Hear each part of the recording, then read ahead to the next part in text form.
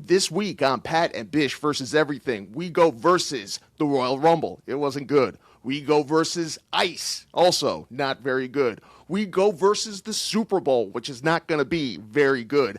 And we talk about my political career, which especially was not very good. All that and a lot more this week on Pat and Bish versus everything.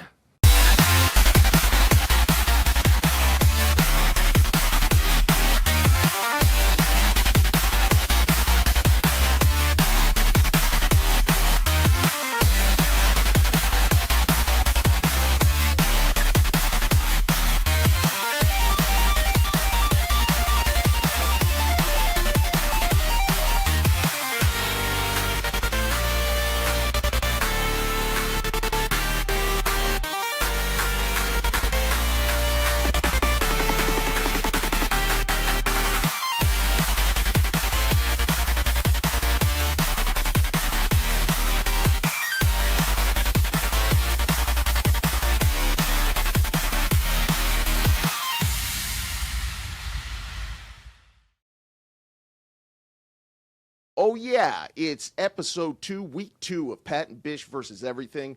Week 1, we got a lot of views out there, got a lot of new fans. We opened a store, and besides that, I don't know, what else did we do? Bish, how was your week? Well, we watched the Royal Rumble. We're going to be talking about that in a second. Oh my God, I'm still trying to get the taste out of my mouth for that. But Yeah. Shout out to Justin for hopping on in and helping us with that. Besides this weekend, I took it easy. I slept a lot. Are you okay?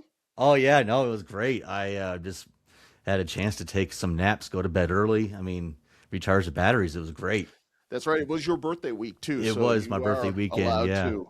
Yeah, yeah. you're allowed to have a bit of an off week, we'll say. And so what did you do for your birthday? Did you get any loving or anything like that, or is that over the line? I always get some loving from my beautiful wife. That's beautiful. My birthday supper. She's like, "Where would you like to go?" I said, "Let's go to Taco Bell."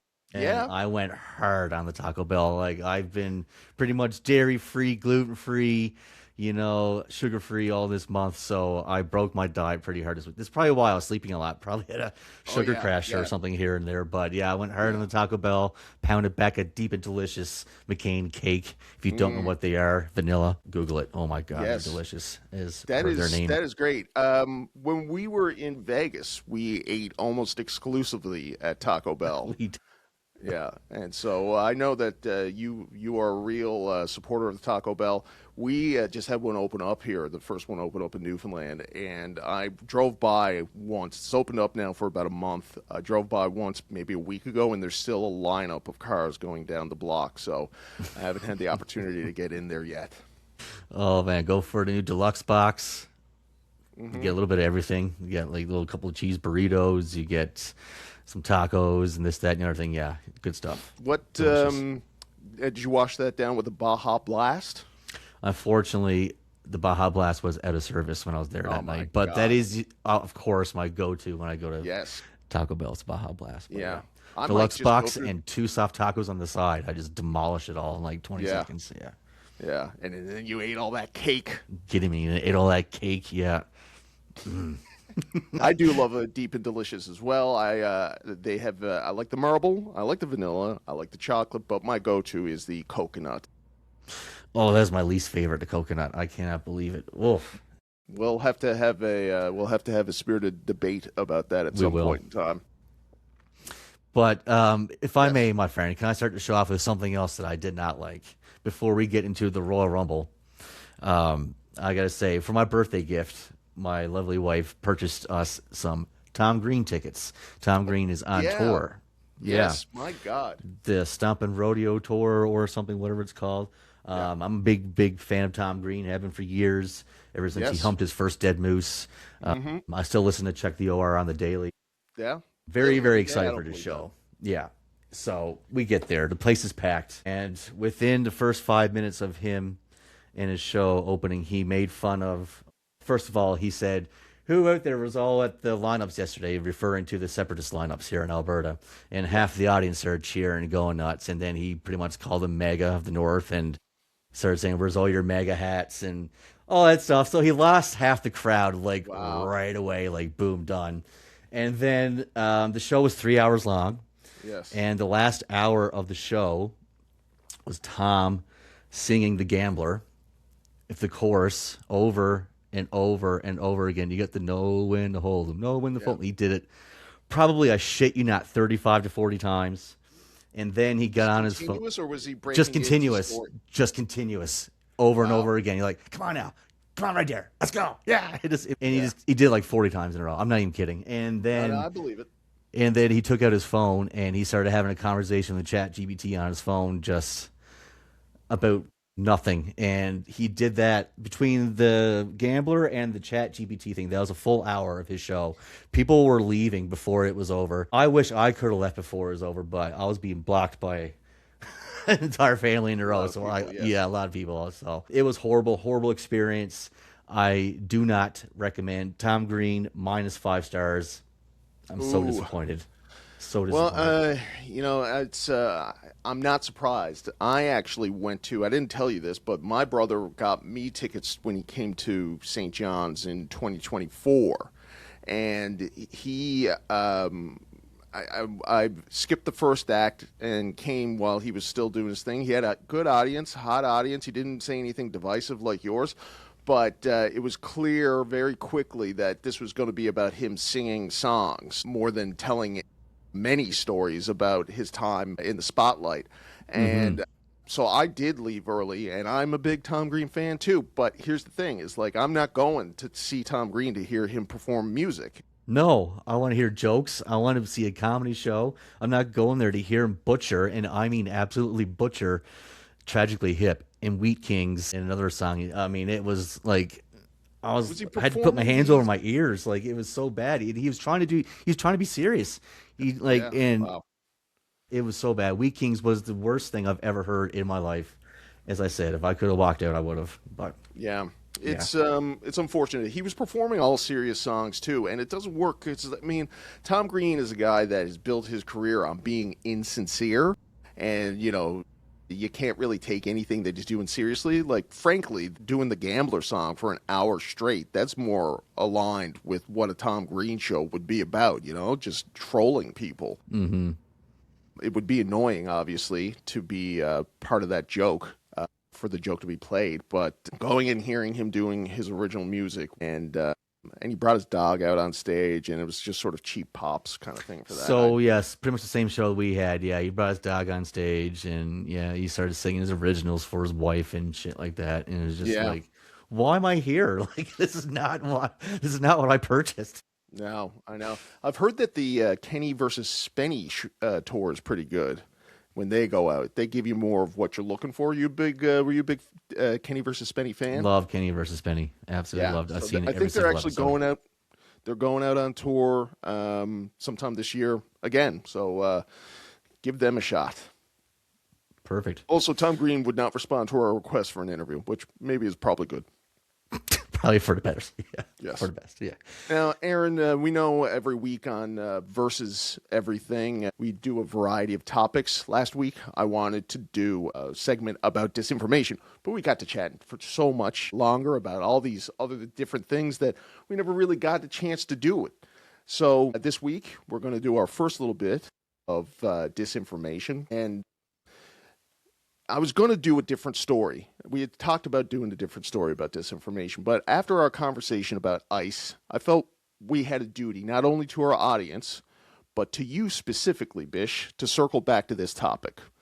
So last week, I don't know if you remember, but you mentioned the amount of ICE raids and deportations that happened during the Obama administration. Do you remember that? I do. Remember yes. your quote?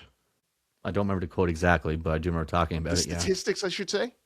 Well, they were in the millions. It was the highest in history. And you asked, why did these protests happen? Or why did these raids happen? There was no protests. No one was killed while he was in charge. And now here we are 10 years later, and Americans are being killed in their streets. It's over their outrage of what these ICE officers are doing. So I wanted to get into that. I wanted to get into why we are seeing protests now that we didn't see before for the same job being done. So if you watch the protests erupt across the United States the last few weeks and wondered, how did that mobilize so fast? This is what we're talking about. It's manufactured, amplified, and deployed through infrastructure that most people never see. But I want to be clear from the beginning because this subject invites bad faith responses. And so this is not an argument that every protester is paid. This is not an argument that every protest is fake. And this is not an argument that people do not have real reason to be angry over this stuff, because people do. Most people show up because they believe in something, because they are scared, because they're frustrated, and because they feel powerless, and they want their voice to matter. But here's the part that gets deliberately ignored. Real anger is the easiest raw material in the world to weaponize. We were talking last night about how Gunther had to be escorted out of arenas because people wanted to kill him for what he did to John Cena. Do you remember that, Aaron? Yes, I do. Well, this is the same thing. And you know what? That one of those Ice guys had a very similar Gunther haircut. But anyways, once you understand how modern political activism is funded and structured through nonprofit organizations, through fiscal sponsorships, through donor-advised fund systems, and through media arms designed to frame events instantly, it becomes easier to see how disinformation spreads at scales without anyone needing to even lie outright.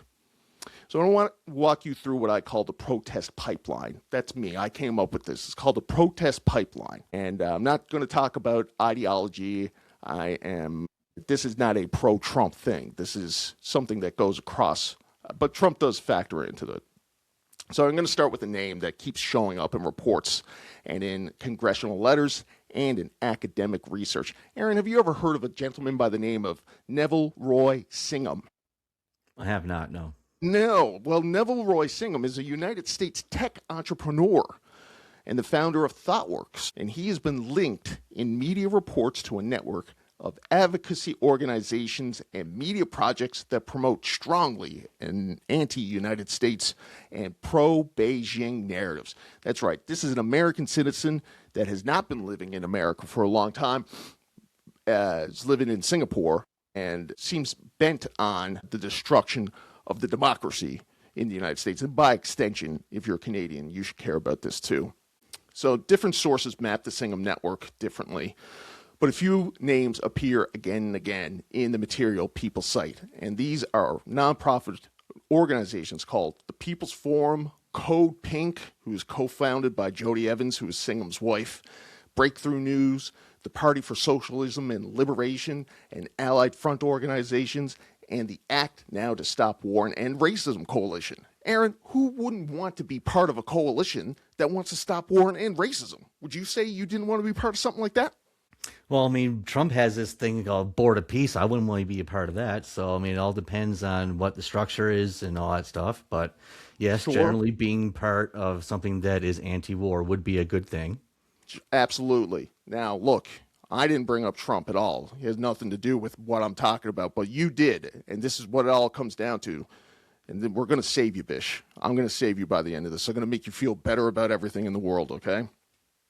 All of these NGOs, not for profits, they're part of an integrated system. And so here's how the funding works, all right? A large amount of political activism is funded through nonprofit organizations.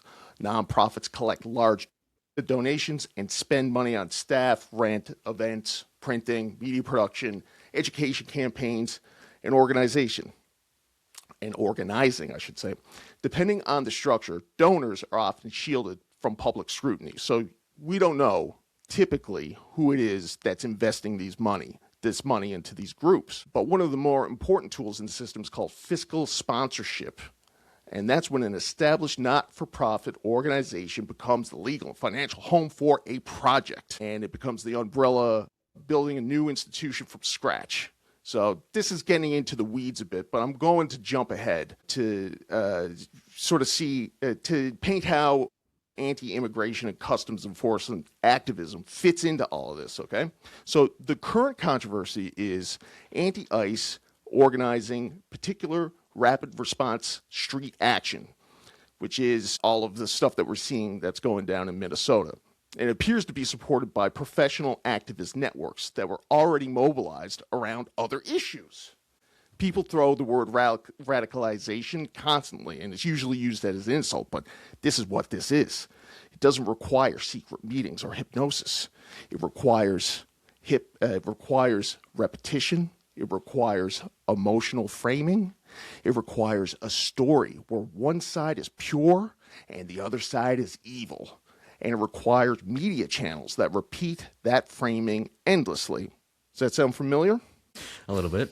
Okay. This is why the media arm matters so much, okay? So when a network controls organizing, communications, and media, it can frame events instantly whatever way that it wants and then flood everybody. It's how an echo chamber happens, right? And so if you are hearing these statistics that, Obama never had anybody killed on his watch, that the guy that was gunned down in the street, it was done in cold blood, that the lady in the car, wasn't driving towards an officer, that these are all done in cold blood. This is how you get riled up. People see and they're like outraged. Of course you would be. I mean, you're going to be part of the coalition against racism and to stop war. And so if you see that the government is shooting down your own people in the streets, you're going to be a part of that. You don't want that to happen. Fair enough. Now, Aaron, this is serious. I don't know why I'm laughing. I'm going to widen the lens because this guy Singham, he's not unique, okay? There's other people. His name is George Soros. Maybe you're familiar with him. He's a little better known. He's a progressive philanthropist, and he's been involved in this picture for quite some time. A Wall Street Journal analyst argues that the protests in Minnesota reveal something deeper about modern democratic politics, specifically that the activist wing is structured to respond to Donald Trump with escalation rather than restraint. So not a reasoned opposition, not measured disagreement, but just pure rage. And this is a system that was set up, and it did not begin with immigration. It began around 2010, and it happened during negotiations of a bipartisan cap and trade climate bill. And long story boring, the bill collapsed, and it was then that all of these wealthy saviors like George Soros decided that the democratic process was insufficient and too slow for their liking. So they built an army of nonprofit organizations to wage legal and political war instead. And that same infrastructure already existed when the pandemic hit. And what happened during the pandemic? The George Floyd riots in 2020 happened, and the system accelerated from there. Donors openly spoke about urgency, about inequality, about accentuated, and about the need for extra democratic action. And the money poured in, the money surged in. And since 2019, Mackenzie Scott has given $26 billion to progressive causes. Michael Bloomberg is involved, and George Soros, through his Open Society Foundation, just pumping in all that money for advocacy and activist organizations, and they're pushing social justice, Palestinian statehood, lesbian, gay, bisexual, transgender rights, and climate sustainability. Basically, the stuff that we've all been hearing about for, the last 5 or 6 years constantly when we go online. You remember those No Kings protests from just last year, Aaron? Yes, sir. You remember the No Kings protests from last fall? Mm-hmm. Those protests were backed by activists and sponsored by 203 nonprofit organizations. 203. So that's not a movement struggling to be heard. That is an industry. And when protests become a profession, outrage becomes a strategy. And when outrage becomes a strategy, escalation becomes inevitable. When escalation is when escalation is rewarded, misinformation becomes fuel. So now let's go back to Minnesota. The anti-ICE protests are not spontaneous uprising of an outraged citizenry, okay? You can be sure that the outrage is real. Those people out on the streets that are definitely upset, and that their distrust of the institution is very real, but these groups didn't need crazy mind control tricks to pull all these people out in the streets. Again, you just need repetition. You need emotional triggers. You need a world that can be divided easily into heroes and villains.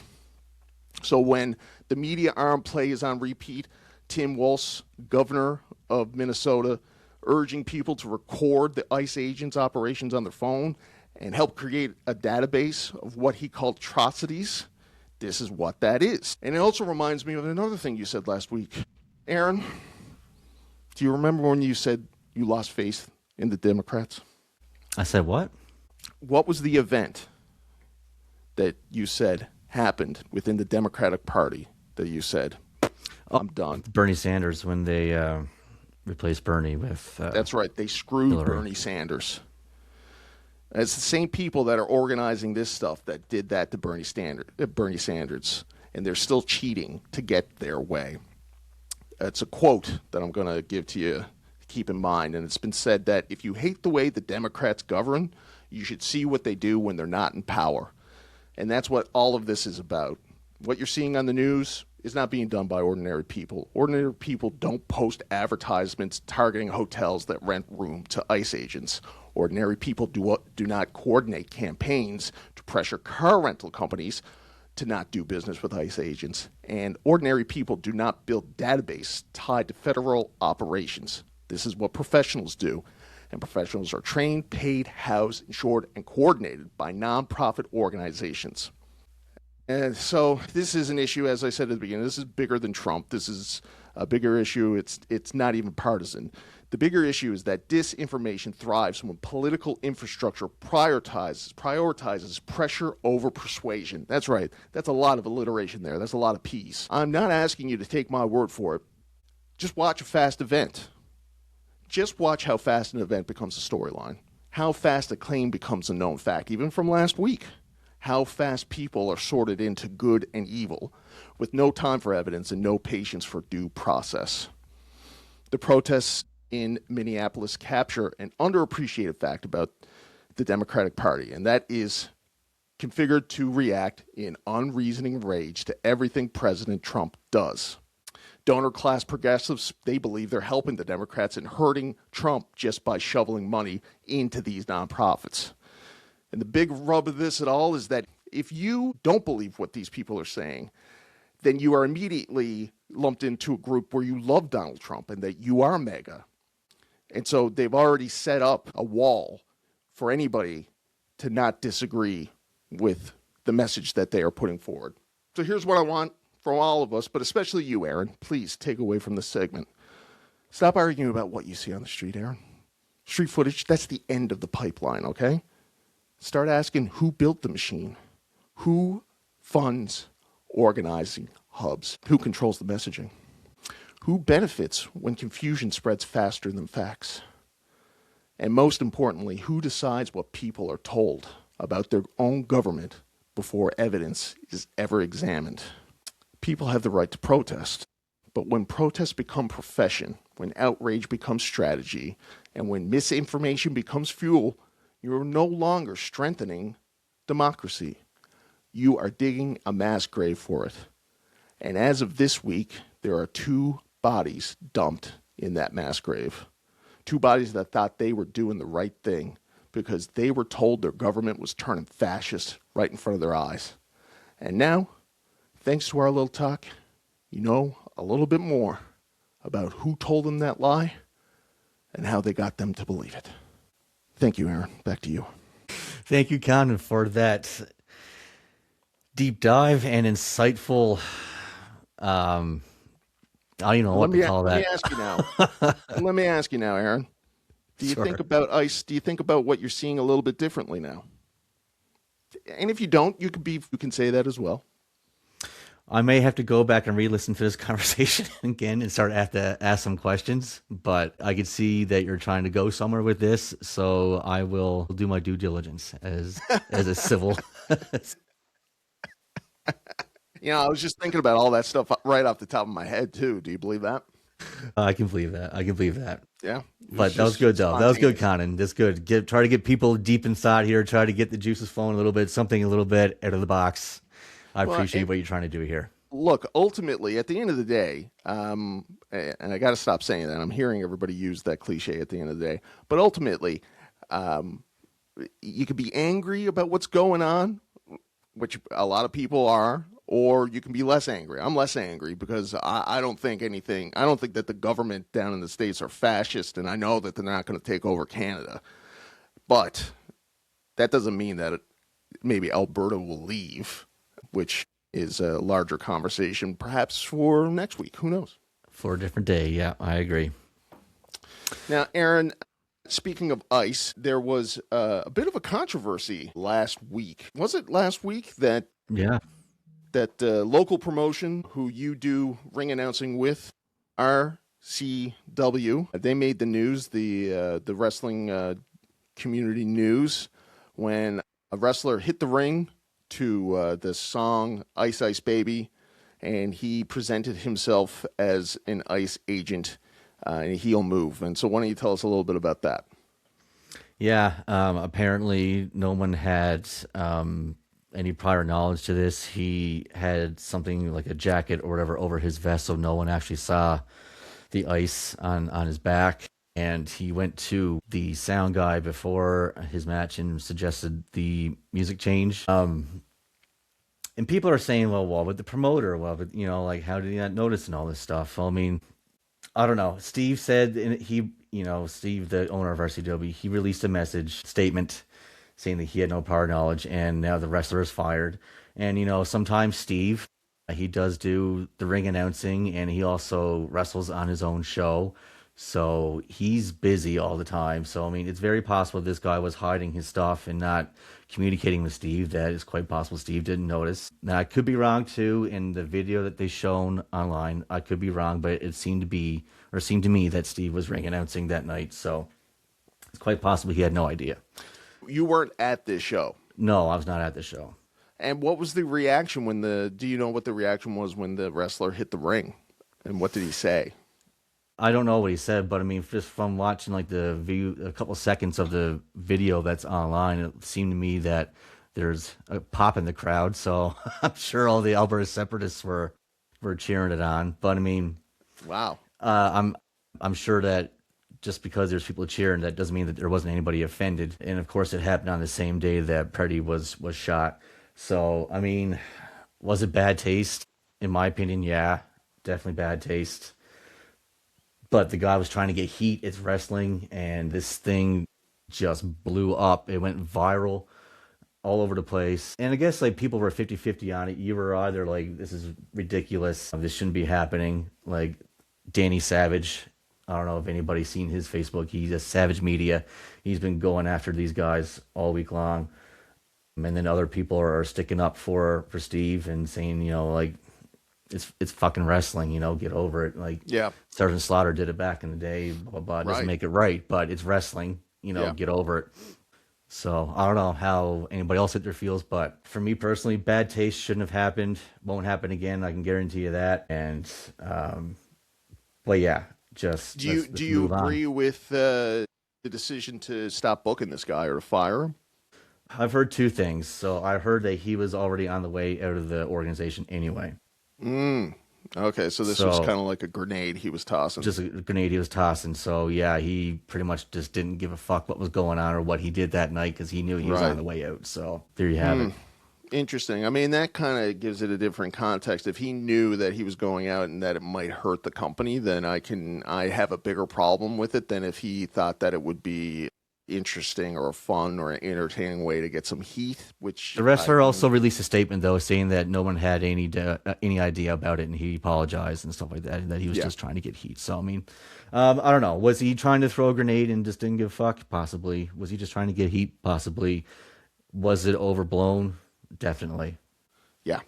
Yeah, it's interesting because, and I find that this is what happens a lot with these sort of online social media cancellation stories. Is the first thing that I heard was the apology. So I don't know if nobody said anything or released anything official, if it would have caught on. Maybe by that point it was, but the only reason I heard about it and it came across my timeline was because it was the apology and the explanation. Mm-hmm. Which was, he was using very vague language too, so you had no idea what it was that was going on, but it sounded like it was crazy, It sounded like I think I said it sounded like it was something that was like hate crime related or something, Mm-hmm.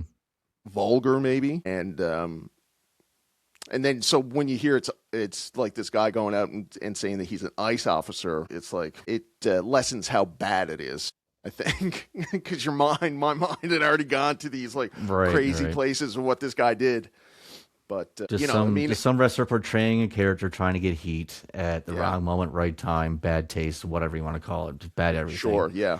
And all promotions, some promotions, like even ones that we've interviewed on the show, like that doesn't fit into their production, doesn't fit into their promotion. Even in St. John's, there was Legend City Wrestling was one that, they don't want swearing, they don't want blood, they don't want, weapons and all this kind of stuff. And so some promotions, it just doesn't make sense. And then if you're in ECW, then something like this would just fit in no problem. Exactly. But what do you guys think? You leave it in the comments. Is it overblown? Is it not blown up enough? I guess whatever your opinions are, leave them in the comments. But speaking of wrestling, we had the Royal Rumble yesterday, and holy shit, it was bad. Let's just dive right into it. I mean, there's no beating around the bush here. The ladies' Rumble, not that great, boring. I mean, it wasn't the worst ladies' Rumble I've ever seen, but when Brie Bella is your big surprise. I mean, the finish of the Rumble itself, I thought was really good. We had the three ladies on the ring apron doing all the false finishes and stuff like that. Liv Morgan eventually won, which I do think which was the right decision. I called it. Nice finish at the end, but just a meh Rumble. And then, of course, we had Gunther and AJ Styles, his retirement match. Again, not the greatest AJ Styles match, not the greatest Gunther match either, just meh. AJ taps out. He passes out, and that's it. His career's over. WWE career, anyway. He teases laying down the mitts or his gloves. Teases the retirement, but then he puts the gloves back on and says goodbye to everybody. So what does that mean? We don't know. Is he going to AEW? Is he going to New Japan? Is he going to TNA? Leave your opinion in the comments, folks. What's going on with AJ Styles? But he's definitely done with WWE, I do believe. Then we had Drew McIntyre versus Sami Zayn for the WWE Championship. Again, not that great, man. We had like the power bomb through the table. That was pretty cool. Nice spot. And I heard that that this was almost like a Brock Lesnar John Cena SummerSlam match. It was very one-sided. I never saw this match. I only saw up until the AJ Styles. It wasn't as bad as that, but it was pretty one-sided, yes. Yeah, So I mean, Sami Zayn was pretty much squashed. I don't know what they do with Sami Zayn now. He pretty much got squashed. So yeah, I don't know. I don't know what he does. You got to turn him heel, do something. I don't know, but he's done. And then, of course, the Rumble itself, the men's Rumble.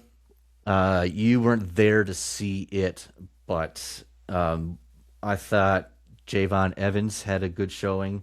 I thought Obi Femi had a really good showing. Yeah, positive. Yeah. Sorry, go ahead. Yeah. So start from the beginning. What Obi Femi? Obi Femi's number one. Braun Breaker's number two. And we did get some storyline advancement here. Braun Breaker on his entrance to the ring got cut off by a hooded masked man. The masked man gave him a stomp and then threw him into the ring. Obi Femi took advantage, eliminated Braun Breaker right away. He was one of the favorites to win the Rumble too. So yeah, got some storyline here. Who attacked Braun Breaker? Who was under the mask? Could it be Adam Pearce? Could it be Seth Rollins? Could it be Jake Paul? Could it be Logan Paul? Logan Paul. It could be either one. It could be either one. Jake's a bearded rumored. man, right? You could see a blondish kind of beard. Could you? Around his lips?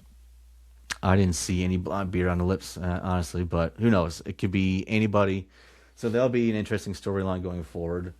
Roman Reigns winning the Rumble itself. Oh my God. I don't know why. It's got 13,000 dislikes and 15,000 likes on YouTube. So that the guy, fans are divided. He can never win a Rumble, hey? They should never. This is his third, too, isn't it? It's the second one. Oh, okay. Yeah. Well, yeah. It's too bad.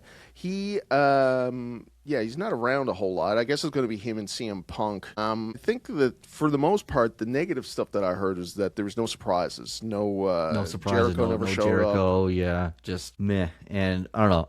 Gunther and Reigns are the last two. I think it would have made more sense to make Gunther a complete fucking more badass than what he already is if he won the Rumble after retiring AJ Styles. But Yeah, well, I mean, ultimately, you sort of make your own point as to why that match was not a bigger deal when you turned heel on AJ Styles right before the match yesterday, which is he's not as big of a deal as John Cena. So why would he have all of the pomp and ceremony that John Cena had? Nevertheless, he didn't tap out, which is, you can't say that for Mr. Cena, who did give up. But maybe they'll do something with AJ on Raw. But if he is indeed leaving and they know he's going somewhere else, that might just be it. Yeah, I think It was still the best match on the show. Yeah, but that's not saying much. 4-match card. Yeah. 2 more Rumbles. Yeah, those Rumbles, I mean, everybody really is excited. It's the most popular event that the WWE does. It's overtaken WrestleMania for it. But people are really fickle about it, and they want to see multiple storylines going on throughout it. Like, it's not easy what people want. They want surprises. They want some old people back. You know, you got to do a lot of stuff to make people happy, or you got to reinvent the wheel like they did with Lesnar in 2022 or whenever that was. That being said, that kind of seems like that's the direction they're going. They're trying to get this new crop of generation stars over, and the NXT stars really had a good showing at the Rumble, as I said. And it looks like coming out of the Rumble that we're going to get Obi Femi versus Brock Lesnar at WrestleMania. So that could be either really awesome, or we can get the Goldberg Brock Lesnar match from WrestleMania 20. I don't know what kind of match we're going to see there, but it has the potential to be really, really good. Yeah. Also, looks like Bailey and Lyra Valkyria versus the Bella Twins. Looks to be something. Maybe that leads into the Bella Twins taking on Rhea and Io for the Tag Team Championships at WrestleMania. I don't know what they're going to do with Becky Lynch. What else do I see coming out of there? Javon Evans, I got to say again, man, he really impressed me. The way he moves in that ring, the way he bounces off the ropes. Oh boy, he's like a young Shawn Michaels in there. I'm really excited to see where they go with him in the future. Trick Williams looks good. He looks like a star. As I said, looks like Swerve Strickland, just WWE version. The future, looks bright, but the immediate future, I'm not so sure. But sometimes you got to take 1 step or 2 steps back, or 1 step back to take 2 steps forward. So I think this is the kind of situation we're in now. Yeah, you got to rebuild. And yeah, I mean, this is going to be a real test for Triple H, because it's the first year since he's taken control that there hasn't been a year-long story that he can bulk around, whether it was finishing off the Cody Rhodes thing or the John Cena retirement tour, which was not well received. Who knows what it's going to be this year. Brock Lesnar, I mean, I can't believe they flew him out there. He was apparently gone before Jey Uso got to the ring. He was gone within a couple of minutes. Jey took like 10 minutes to get to the goddamn ring, but I mean... Yeah. They must be doing that as a joke, right? To really lean into that this is all that people want to see from him. I guess, I mean... Like running it back? He runs it back all the time, right? Runs it back all the time, yeah. Bit him in the ass at Rumble this time. Gave him a good uppercut, and I believe he got eliminated shortly afterwards. Just like that. Yeah. But... Yeah. So Royal Fumble or Royal Rumble, what do you think, boys and girls? And yeah, looks like we're going to get either Roman Reigns versus CM Punk or Roman Reigns versus Drew McIntyre, both which we've seen before already. I'm not looking forward to WrestleMania. This is not a good start. No. Well, as bad as last year with the Jey Uso win? I mean, just as. I think Roman Reigns and CM Punk is a good match. That was what I was preferring last year than to the triple threat. I think it's a year too late. I think. Yeah. Well, and this is Roman didn't look very good in the Rumble. He looked like he was, I don't know, just not completely healthy, I guess. And Punk, he's having botches in his matches all over the place. So I don't know. It's probably a year too late in my mind for this match. And then over on the other side, it's what do you see is going to be Drew's match if he's still indeed the champion. He's got a program with Cody going still. He eliminated Cody from the Rumble. He came out out of nowhere, and he was the cause of Cody being eliminated. So obviously they're having their story stretched a little bit longer, maybe into Elimination Chamber. Do you see Drew McIntyre going into WrestleMania as champion? I do see Drew going in as champion, yes, because I think the babyface has to dethrone Drew at Mania.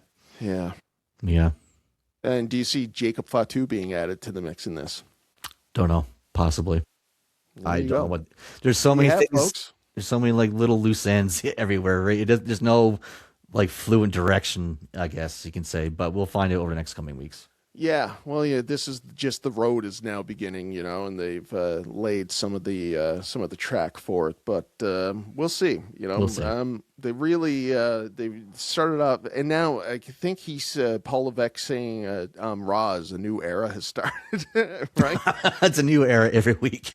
Yeah, the Paul Levesque era just started 2 years ago. We were the witness to it at WrestleMania. It Paul came Levesque out. era, the Netflix era. I mean, I think there's some sort of era that happened a few months ago, and now we got this new era again. I mean, holy God. He look, I don't think he's going to last very long. I don't know that he's going to make it another year. To be honest, I don't think he's like people are tired of him. I heard people in Saudi Arabia were chanting to bring back Vince. And he is just like he's gone insane with power. He's on all the posters. He's on the video game poster, like on the cover of the video game. He inducted himself into the Hall of Fame. And I just think back to Bret Hart's reaction to shaking Paul's hand at that WrestleMania when he was inducted for the match. And as soon as Triple H turned his back, Bret just shook his head. Yeah. 'Cause he knew this is just a guy that is just drunk on his own power. And it doesn't seem like he has the goods, No. Wrestling today just doesn't cut the mustard. It sucks.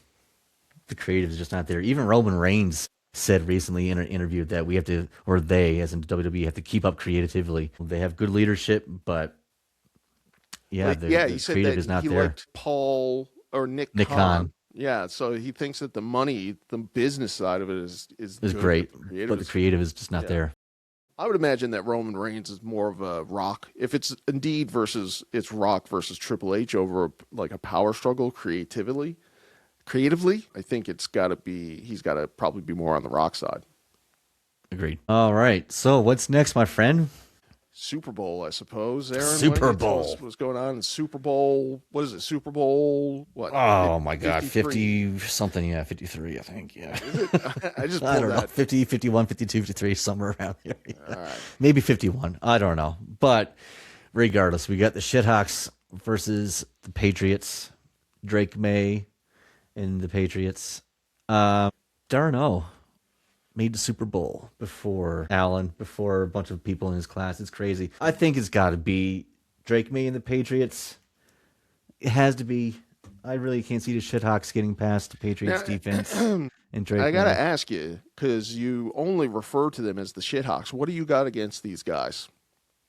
I'm a 49ers fan. Seahawks. I'm a 49ers fan. So they just, there's a built-in rivalry there. 'Cause Natural they're rivalry from the there, yeah. same, yeah. Okay. And so, all right, well, that's kind of, I thought maybe you'd lost a bunch of money on them or there was some sort of heartbreak. No, that's the Calgary Flames. Fuck the Flames. Right. Yes. I'm doing my best to keep up here. So when you say it's got to be the Patriots, is this coming from a place of bias because you just No, I just think they have the better team. Shithawks, they have Jackson Smith and Jigma. He's one of the best wide receivers. They have really good running backs. So, I mean, I think it's going to be a good game. Don't get me wrong. I think Drake May is the better quarterback of the two. I think Patriots have the better defense of the two. I just think it's going to be a close game, but I think the Patriots are going to squeak this one out. So you think it's going to be a close game? I do think it's going to be a good game, yes. I even think it might be potential for a high shootout, which is very rare these days when it comes to a Super Bowl. It always seems that Super Bowls are low-scoring games and not that great. But this does have the potential, I think, to be a decent game. But nobody cares but the winner. Nobody cares but the Shithawks. Nobody cares. A lot of people do. A lot of people do care for the Patriots, Tom Brady era.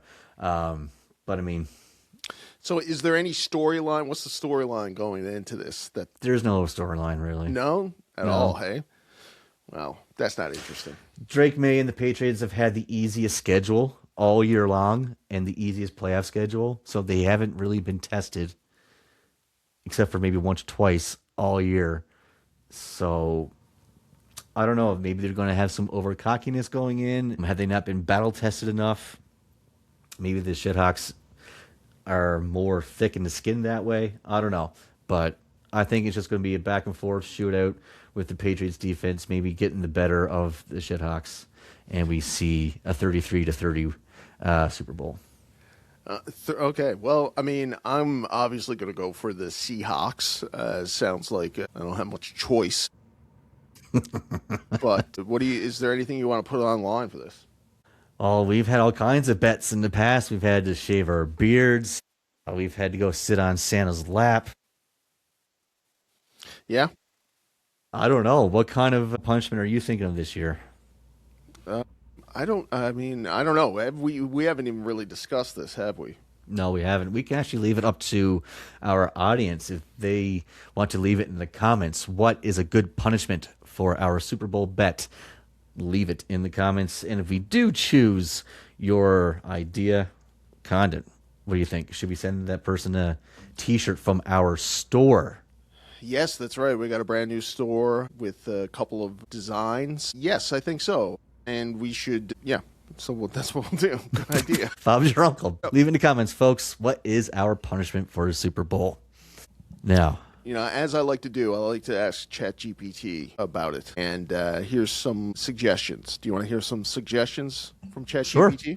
Yeah. Let's see if any of these work. Some of these. So this is under light/funny, public embarrassment, low pain. Wear the winner's jersey for a full day.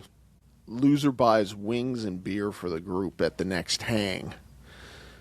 Change your profile picture to the winning team's logo for a week. Now, is something like that, would that bother you, Aaron, to have to put the Seahawks logo as your profile picture? Honestly, no, not really. No. What about a post a sincere apology video explaining why your football takes were bad? Nah. Medium, 24 hours letting the other person control your social media. That's interesting. That is interesting, but I don't think I have the time or the patience for that. I definitely do. I know you definitely do. Eat a Wheel of Punishment meal. So spin for hot sauce, weird combo, spice level. Well, we've been there and done that. That always seems to be a favorite of ours. We could go in that direction. Sure, yeah. I had a 1 million Scoville candy. Remember that one? Yes, oh, boy. That's right. Oh, yes, my God. And you almost died when you drank the hot sauce. Almost died live on a podcast. Yeah, you can check all these videos out on our YouTube video or YouTube section. That's right. And then, I mean, look, harsh, last place gets a tattoo. Oh, that's a good one. Yeah. I don't know. I mean, you already, imagine if you had to get a tattoo and it would ruin all the beautiful tattoos you already have. One tattoo could just throw your entire thing off. That's okay. All my tattoos are shit, so no worries there. I love every one of them. Every one of them. I mean that. I don't have a tattoo, so that would be interesting. Open mic nights. So going up and doing open mic, which I've done in the past to great success, I must say, depending on your measure of success. Aaron, is there any place for you to go up and do? I think I like that one, actually. Is there any place that you could do open mic, stand-up comedy? I will not be doing that. My God. I know you already have a show scheduled or trying to do a show. So, I mean, you're already in your comfort zone there. But me, no, I'm not. No. There's no way I'm getting up and doing stand-up. That's the worst. No. I think we got something, man. I think we got to do it. Put it on the list. We're going to put it on the list. You're so adverse to this. It would be like me if I got to get a tattoo, I don't have any tattoos. That's crazy. You can hide the tattoo. Yeah. I kind of like the open mic thing. I think. And then we got to shave your head rule. Loser has to shave their head. I don't think that's going to work for us. No. Anyways, that's all that ChatGPT has. I do think that it came out with 2 interesting ones, though. So we'll have to keep that on the back burner, see what people want. There you go. What else do we have to talk about? We talked crap about everything, didn't we? We did. We were going to talk about your political run, but I mean, we're already almost at an hour, so I don't know if you want to save that one for next week. Yeah, we'll save that for another time. Okay. Because that's a lot to get into. It's a year of my life. It was a great time, but it's not something that I can sum up in just a couple of minutes. Definitely not. No. So I guess we can wrap it up for this week then.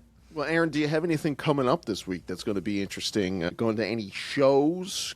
Doing any refereeing or announcing? Not this week, but February 13th, Love and Violence, RCW, Innisfail, Alberta. Get your tickets now. I will be doing the ring announcing for that show. IPW, Final Frost, will be happening at the end of February. You can check them out, Island Pro Wrestling. My goodness. Those I are think all that's very it. good. Yeah. Perhaps we have something else coming down the pipeline that's going to be very Yes. interesting. Perhaps. We'll just leave that tease as it is. And of course, next week we will be talking about the Super Bowl. I don't know. Are we going to have the guys from IPW on next week, or is that Probably the later? week after, yeah. Week A couple after? weeks from now, yeah. So we'll be keeping that wrestling thing going as the people love, and maybe a little bit more. You know, the Epstein files came out over the weekend. I don't know if you've seen any of that. Yeah. Not all of them, apparently, but a lot more have been released, yeah. And there's some It's explosive. horrible stories coming out in that thing. Well, yeah, it's crazy. I got to say, like, my plan with doing this disinformation thing was to ultimately lead to the end result being we are being governed by people who ritualistically abuse children. Because if you look into all of these sort of disinformation conspiracy theories, that seems to be the common thread amongst all of them. But now, like, it's been pretty much confirmed. So I don't know that you can really call that a conspiracy theory anymore. It No, just turns no. out that everybody's a pedophile that is in control of us. So hopefully we'll do something to take care of that. What do you think? Hopefully. That's the whole point of this podcast, to get people talking, right? Expand That's your right. brain, think Because good if we're things. versus anything, Aaron, sorry to cut you off, but this just came to me.